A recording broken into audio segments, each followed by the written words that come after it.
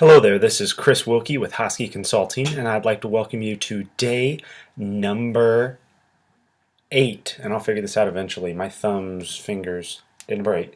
No, day number 8. Right there. So I want to thank you guys for watching day number 8. I hope you've enjoyed the first week of videos. We went from everywhere from charity miles to how to source content from emails. And we hope you learned a lot, and we got to try some awesome beers. And we have, let's see, there's 31 days in December, so we still have a good bit of time and a lot of nice, wonderful beers to try. So today's tip is going to be about measuring conversions. And this goes with social media or website traffic. So if you are on any of those, you have a website, you have social media platforms, Facebook, Twitter, Google+, Pinterest, YouTube, any of those, today is some great tips to help you figure out how to track what gets you the most engagement and what converts most to sales. Why do we do this? Up on deck, has been in the cooler all day, is a Railsplitter IPA by Triton. We'll be tasting that here in just a little bit. So when it comes to tracking conversions, it is extremely important to differentiate between your different methods of advertising or marketing. People run into this on a daily basis. They see a huge influx of new customers or new prospects, new leads, and they really have no idea where they came from.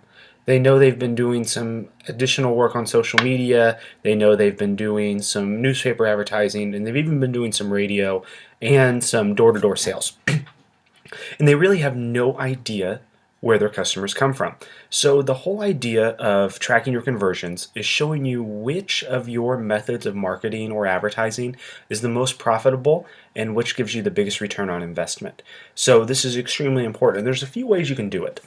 Number one, you can just ask your customers. Where did you hear from us about? What made you decide to come in today?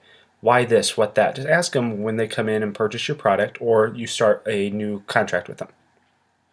It's a fantastic way to really find out the answer from them because there may be a multitude of things. They may say, well, I've been following you on Facebook, but we saw this amazing TV ad you just put up, and that really told us to come in.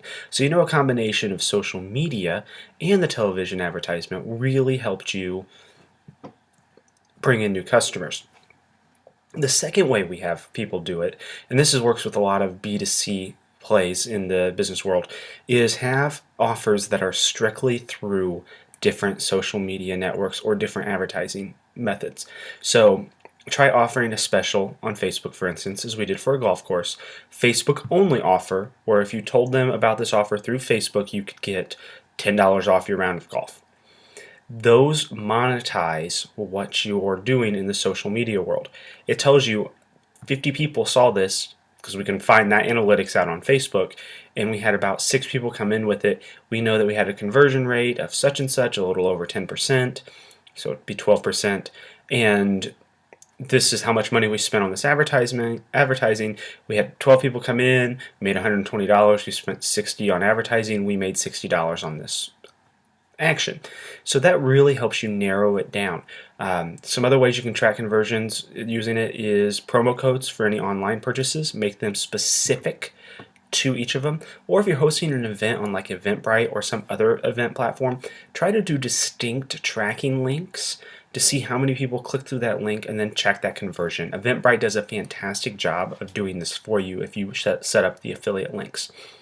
The third and final way I'm going to suggest you track your conversions or increase the measuring that you're doing is to coordinate it all with your social media or your advertising. Put it all in one bucket. Have a content hub, which there's a great video that we've done on YouTube, so you can watch that about content hubs and how they work. I think it's part of my social media theory. If not, there's another video about it.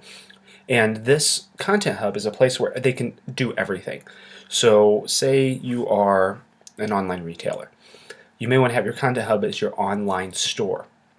Everything you do, from newspaper ads to TV to social media to everything, should be increasing the number of people that hit that page. The higher the traffic, the higher your odds are of getting more conversions, as long as that traffic is qualified in your target market.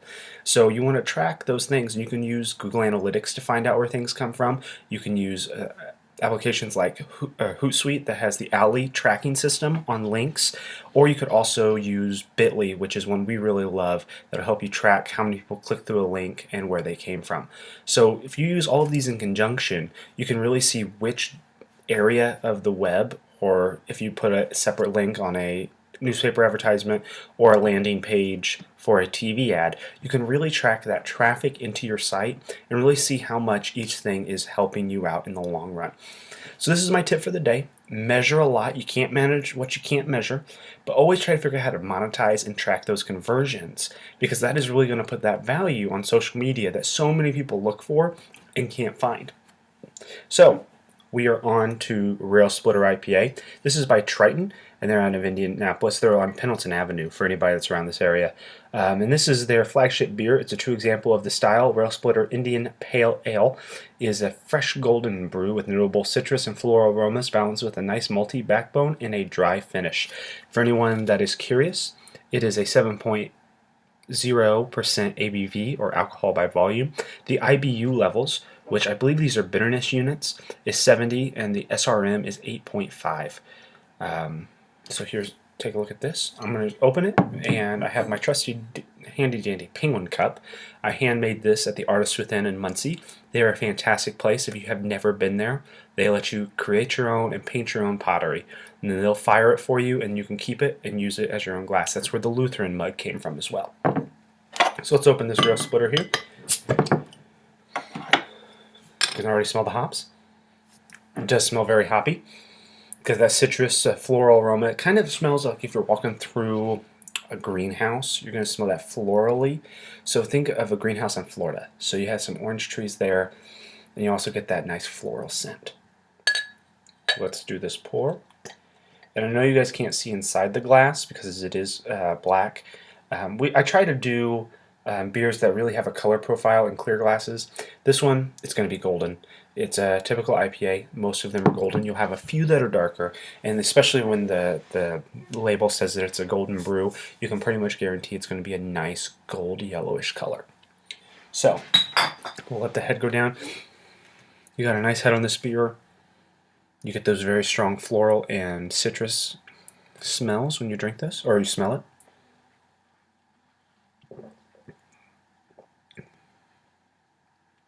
Railsplitter, this is very good. I've only had it once or twice in my life, but I really wanted to review this beer. It's a unique IPA in the sense that you get those really hoppy smells at the forefront of the beer, so when you look at it, but then once you start drinking it, you have this you have the hop smell at the start, then you get this nice malty, grainy, kind of almost roasted flavor in the middle. Then it ends with a nice kind of crisp, dry taste. And for an IPA, that's really important, because a lot of IPAs, and this is where one of my pet peeves, they go, let's throw a whole bunch of hops in at the start, and then let's have that smell, and then let's just overwhelm it with bitterness when it's all done. And this Railsplitter does a fantastic job of hitting you with that hop smell, so your traditional IPA smell, having a little bit of the flavor throughout, but really kind of almost pulling a pale ale, or almost not a porter, but a pale ale or a darker beer that is off through the whole taste. So I really give Triton 2 thumbs up on this beer. I rank it at about 4.5 on my scale. I'd give it 4.5 stars out of 5. And this is one that if you're out and about, it goes great with meals. And if you always see it on tap, I definitely suggest you grab it. It's even better on tap than it is out of the bottle. And the guys at Triton really know what they're doing with this beer. And we'll be trying some other beers. If you have any beer suggestions, tweet them at me at @Hosky or at CAWILKEY1 on Twitter, and I will try to get one of those beers. I'm looking for some great Christmas or festive ales. That'd be fantastic during this time of the year, but I'd be also open to trying any type of beer. You can give me a Belgian, you can give me a mead. I'll try anything once. We'll see how it goes. If this series really takes off, I really want to start a blogging/vlogging website that kind of coincides with the Hosky stuff, that really focuses on beer reviews and talking about different breweries and how they work. So this may end up being a side project down the road. So all suggestions are welcome, and I will try to fit them in as I can. So I hope you guys have a fantastic Sunday evening. Go Packers! Great job on the win today. Matt Flynn came in and saved it for us, and we still have playoff hopes. But have a fantastic Sunday, and I will see you all tomorrow evening.